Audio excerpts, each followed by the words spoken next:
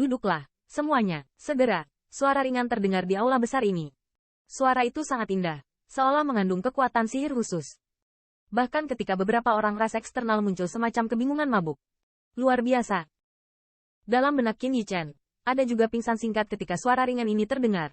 Tetapi dia segera kembali sadar, dan ekspresi heran muncul di matanya. Dia tahu bahwa ini jelas bukan tindakan yang disengaja dari Ratu Elf. Tetapi cara dia berbicara dan membuat orang menjadi saleh dan ingin memujanya. Adik, 1 juta tidak sopan. Menarik Qin Yichen dengan kasar.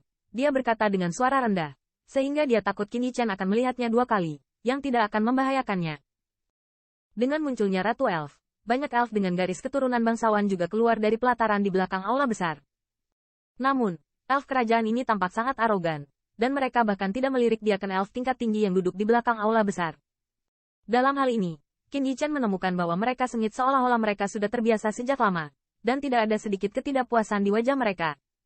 Melihat ini, Qin Yichen tidak bisa menahan nafas. Bagaimana dia merasa seperti dia dijual, dan dia menghabiskan lebih dari 20 pot minuman Divine Immortal kelas atas. Apakah dia hanya mengubah kesempatan untuk menghadiri perjamuan seperti itu? Ini adalah tempat di mana mereka dengan sungguh-sungguh bersumpah dan berkata bahwa mereka dapat melihat Raja Roh.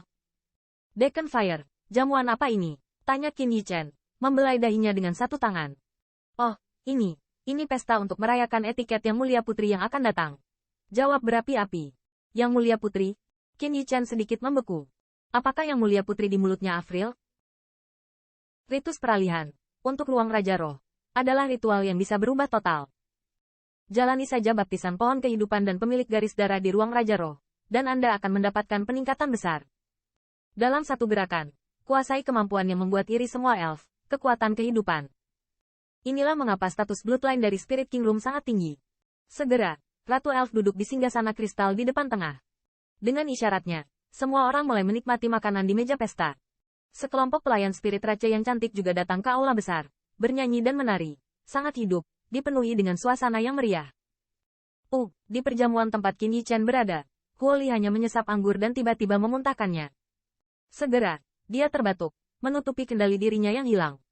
3 lelaki tua lainnya memandangi tatapan berapi-api dan mengerutkan kening. Mereka juga dengan ragu-ragu menuangkan segelas anggur, lalu mengerutkan kening, dan diam-diam memuntahkan anggur langka yang biasanya tersedia. Apakah giok roh ini? Pria tua peri cahaya meratap dan berbisik dengan senyum pahit. Yang berapi-api dan yang lainnya juga tidak berdaya. Batu giok roh diseduh, tetapi sebanding dengan 1000 tahun anggur berkualitas yang dikumpulkan dengan sengit. Biasanya, mereka hanya dapat menikmati kenikmatan penuh ketika mereka menghadiri jamuan tingkat tinggi seperti Spirit Rache suatu saat. Namun, saya tidak tahu mengapa, giok roh yang mereka minum sekarang seperti rosacea. Ketika mereka mencapai mulut, mereka tidak bisa menelan. Ini sudah selesai. Melihat ke meja, Deacon Elf Senior menikmati pembuatan bir batu giok, berapi-api dan yang lainnya dengan tatapan pahit. Setelah menikmati beberapa pemabuk Divine Immortal kelas atas, di mana mereka bisa minum giok roh ini.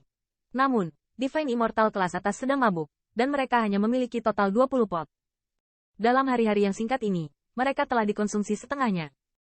Meskipun masih ada beberapa botol dalam koleksinya, Divine Immortal kelas atas cepat atau lambat akan diminum oleh mereka.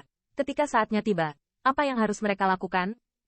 Pada saat ini, dengan ganas dan yang lainnya mau tidak mau melirik Qin Yichen secara diam-diam. Mereka baru tahu bahwa kulit Qin Yichen tampak agak tidak sedap dipandang. Mungkin, itu karena mereka berkedip Qin Yichen. Meskipun ini memungkinkan Qin Yichen untuk melihat Raja Roh, itu sangat berbeda dari yang dia pikirkan. Hei, Pak Tua, giliranmu kali ini. Cepat dan keluarkan pot.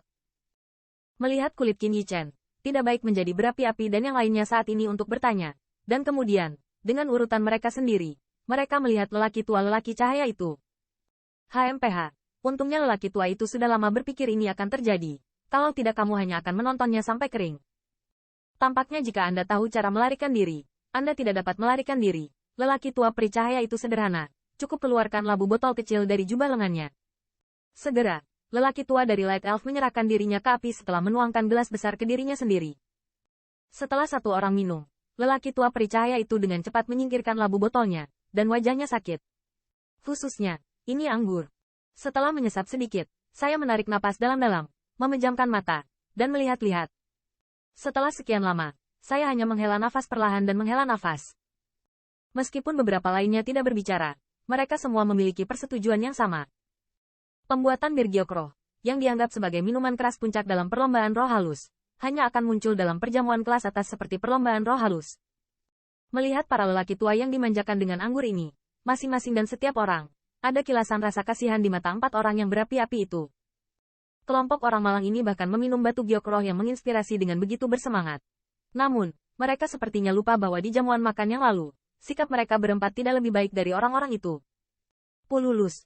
Tiba-tiba, di antara jamuan di sebelah kiri api, leher seorang lelaki tua bengkok dan langsung jatuh ke meja. Pemandangan ini langsung menarik perhatian banyak elf. Segera, jalur pandangan konyol melihat ke arah beberapa diaken elf tingkat tinggi di atas meja. Mata itu sepertinya menertawakan perbedaan antara minum mereka. Api dan yang lainnya tidak menutupinya dengan tawa. Jika bukan karena terlalu banyak tembakan besar di dalamnya, saya khawatir mereka akan tertawa terbahak-bahak. Perjamuan ini baru saja dimulai dan seseorang telah dijatuhkan.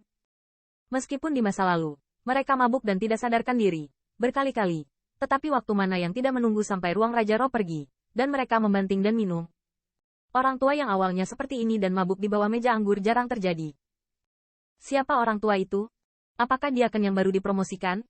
Seharusnya, ya, dengan orang tua itu benar-benar peminum yang buruk. Meski ditekan kuat, masih banyak bisikan pelan. Sejenak, wajah beberapa lelaki tua di atas meja di sebelah kiri api menjadi merah. Bahkan, mereka juga bertanya-tanya, pria itu, bukankah kadar alkohol di antara mereka tidak buruk?